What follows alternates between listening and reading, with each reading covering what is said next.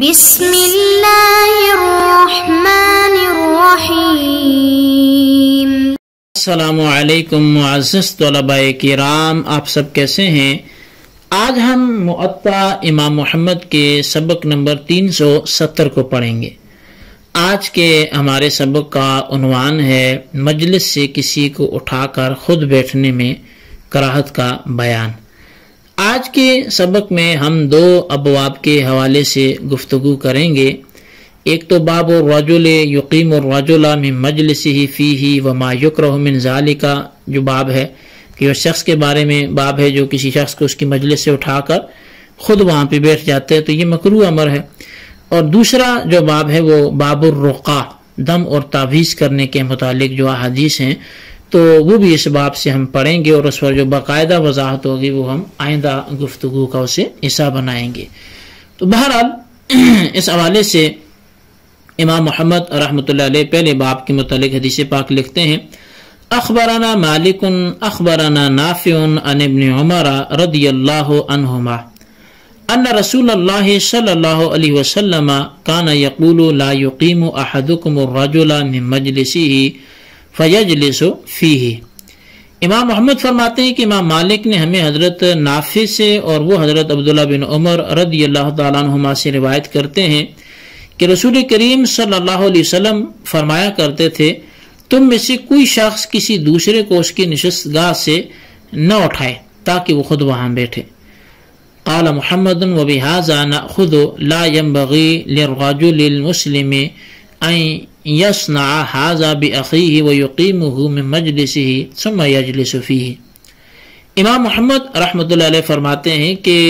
ہمارا احناف کا یہی مسلک ہے کہ کسی مسلمان مرد کے لیے یہ مناسب نہیں ہے کہ مذکورہ طریقے پر اپنے بھائی سے وہ رویہ اپنائے اور اسے اس کی نشست گاہ سے اٹھائے پھر وہاں خود بیٹھیں۔ تو مسلم شریف میں اسی مسئلے کے بارے میں ایک حدیث پاک مروی ہے۔ حضرت نافع ہی ابن عمر رضی اللہ تعالیٰ عنہما سے روایت کرتے ہیں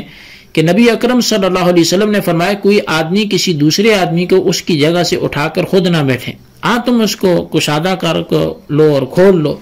اب اس حدیث پاک کی تشریح میں جو مسلم شریف کی حدیث پاک میں نے آپ کے سامنے ذکر کی، اس کی تشریح میں امام نووی رحمۃ اللہ علیہ نے لکھا ہے کہ یہ جو نہی ہے یہ تحریم کے لیے ہے، لہذا جو شخص پہلے کسی مباح جگہ پر آ کر بیٹھ جائے، خواہ مسجد میں بیٹھے یا کہیں اور بیٹھے، اور جمعہ کے دن یا کسی اور نماز کے لیے وہ آ کر بیٹھے تو وہ اس جگہ کا زیادہ حقدار ہے، اور اسے وہاں سے کھڑا کر دینا اس حدیث پاک کے ارشاد سے بالکل حرام ہے۔ مگر ہمارے اصحاب نے اس سے ایک صورت مستثنا فرمائی، یعنی امام نووی ہی فرما رہے ہیں کہ ہمارے اصحاب نے اس سے ایک صورت مستثنا فرمائی ہے۔ وہ یہ کہ اگر کسی نے مسجد میں کوئی مخصوص جگہ فتویٰ کے لیے یا قرآن کریم کی قرات کے لیے یا کسی اور علم شرعی کے لیے مقرر کر رکھی ہے تو وہ شخص اس جگہ کا پھر زیادہ حقدار ہے، اس کے موجود ہوتے ہوئے کسی دوسرے کو وہاں بیٹھنا وہ درست نہیں ہے۔ تو بہرحال اس حدیث پاک سے اور اس کی تشریح سے معلوم یہ ہوا کہ جس جگہ ہر شخص کو بیٹھنے کی عذرو شرع اجازت ہو وہاں اگر پہلے آ کر کوئی بیٹھ جائے تو اسے اٹھا کر خود بیٹھنا یہ حرام ہے، کیونکہ پہلے آنے اور بیٹھنے کی وجہ سے وہ شخص اس نشست گاہ کا جو ہے وہ حقدار ہو گیا ہے، اور اسے وہاں سے اٹھانا دراصل کسی کا حق غصب کرنا ہے۔ امام نووی نے اس عمومی صورت سے ایک صورت مستثنا فرمائی ہے، وہ یہ ہے کہ کسی نے مسجد وغیرہ میں کوئی خاص جگہ فتویٰ نویسی کے لیے یا درس و تدریس کے لیے مخصوص کر رکھی ہے، تو اس جگہ پر اس کے علاوہ کوئی دوسرا اگر آ کر بیٹھتا ہے تو وہ دوسرے کا بیٹھنا درست نہیں ہے۔ حضرت عبداللہ بن عمر رضی اللہ تعالیٰ عنہ کے بارے میں مسلم شریف کے اس مقام اور باب میں ایک روایت ہے کہ آپ مسجد میں تشریف لاتے تو کوئی شخص ان کے لیے اپنی جگہ چھوڑ دیتا، پھر بھی آپ وہاں تشریف نہ رکھتے، حالانکہ یہاں آپ نے اسے اٹھایا نہیں تھا، وہ خود اٹھ گیا اور اس کی ممانت بھی نہیں ہے، وہ تعظیم کر رہا ہے، لیکن آپ پھر بھی وہاں نہ بیٹھتے۔ اس کی وجہ آپ کا تقویٰ تھا، اگر کوئی جگہ دے تو اس وقت اس کی جگہ پر بیٹھنا یہ ہے تو جائز ہے۔ کئی دفعہ ایسے ہوتا ہے طلباء جو ہیں وہ استاذ کو جگہ دے دیتے ہیں، بیٹا والد کو جگہ دے دیتا ہے، مرید پیر کو جگہ دے دیتا ہے، تو اس میں یہ اچھی بات ہے، ان کا تعظیم کرنا مکرم شخص کی، دینی شخص کی، یہ کوئی حرج کی بات نہیں ہے۔ لیکن حضرت عبداللہ بن عمر کی بھی صحابہ کرام ایسے تعظیم کرتے، تابعین ایسے تعظیم کرتے، لیکن وہ تقوی ایسا تھا ان کا کہ وہ باوجود اس تعظیم کے وہ اس جگہ پر نہ بیٹھتے اور انہیں ہی وہاں بیٹھنے دیتے۔ تو بہرحال یہ پہلا باب تھا کہ کوئی شخص کسی کی جگہ پر جا کر نہ بیٹھے، اور اگر وہ اس کا حق تھا بیٹھنے کا کسی کا اور اس نے اس کو اٹھا دیا تو اس کا یہ فعل حرام ہے۔ دوسرا جو باب ہے وہ باب الرقا ہے، یعنی دم اور تعویذ کرنے کے حوالے سے یہ باب ہے۔ اخبرنا مالک اخبرنا یحیی بن سعید اخبرتنی عمرۃ ان ابا بکر دخل علی عائشہ رضی اللہ عنہا وہی تشتکی ویہودیۃ ترقیہا فقال ارقیہا بکتاب اللہ۔ امام محمد رحمۃ اللہ علیہ آپ بیان فرماتے ہیں کہ یحییٰ بن سعید بیان کرتے ہیں کہ حضرت عمرہ رضی اللہ تعالیٰ عنہ نے انہیں بتایا کہ ابو بکر صدیق رضی اللہ تعالیٰ عنہ حضرت عائشہ صدیقہ رضی اللہ تعالیٰ عنہ کے پاس آئے جبکہ وہ بیمار تھیں، اور ایک یہودیہ عورت انہیں دم جھاڑ کر رہی تھی۔ تو حضرت ابو بکر صدیق رضی اللہ تعالیٰ عنہ نے اسے کہا کہ اسے قرآن کی تلاوت کے ساتھ دم کرو۔ قال محمد وهذا نأخذ لا بأس بالرقى بما كان في القرآن وما كان من ذكر الله فأما كان لا يعرف من الكلام فلا ينبغي أن يرقي به۔ امام محمد رحمۃ اللہ علیہ اس حدیث پاک کے تحت لکھتے ہیں کہ ہم اسی حدیث سے دلیل پکڑتے ہوئے احناف یہ کہتے ہیں کہ تلاوت قرآن اور ذکر الہی کے ساتھ دم کرنا جائز ہے، کوئی حرج نہیں ہے، مگر کسی لا یعنی کلام کے ساتھ دم کرنا جائز نہیں ہے کہ جس کا اس کو معنی ہی نہیں پتا۔ اخبرنا مالک اخبرنا یحییٰ بن سعید ان سلیمان بن یسار اخبرہ ان عروۃ بن الزبیر اخبرہ ان رسول اللہ صلی اللہ علیہ وسلم دخل بیت ام سلمۃ وفی البیت صبی یبکی فذکروا ان به العین فقال له رسول اللہ صلی اللہ علیہ وسلم افلا تسترقون له من العین۔ امام محمد رحمۃ اللہ علیہ فرماتے ہیں کہ ہمیں امام مالک نے سلیمان بن یسار سے یہ خبر دی ہے کہ انہیں عروہ بن زبیر رضی اللہ تعالی عنہ نے بتایا ہے کہ رسول کریم صلی اللہ علیہ وسلم سیدہ ام سلمہ ام المؤمنین رضی اللہ تعالیٰ عنہ کے گھر تشریف لائے، وہاں ایک بچہ مسلسل رو رہا تھا، تو عرض کیا گیا کہ اسے نظر بد لگی ہے، تو آپ نے فرمایا کہ تو پھر اس سے نظر بد کا دم کیوں نہیں کرتے؟ قال محمد وبه نأخذ لا نرى بالرقية بأسا اذا كانت من ذکر اللہ تعالی۔ امام محمد پھر سے مسئلے کے احناف کو لکھتے ہیں کہ آپ فرماتے ہیں کہ ہم اس حدیث سے احناف یہ استدلال کرتے ہیں کہ اگر اللہ کے ذکر سے دم کیا جائے تو اس میں کوئی حرج بھی نہیں ہے۔ اخبرنا مالک اخبرنا یزید بن خصیفۃ ان عمر بن عبد اللہ بن کعب السلمی اخبرہ ان نافع بن جبیر بن مطعم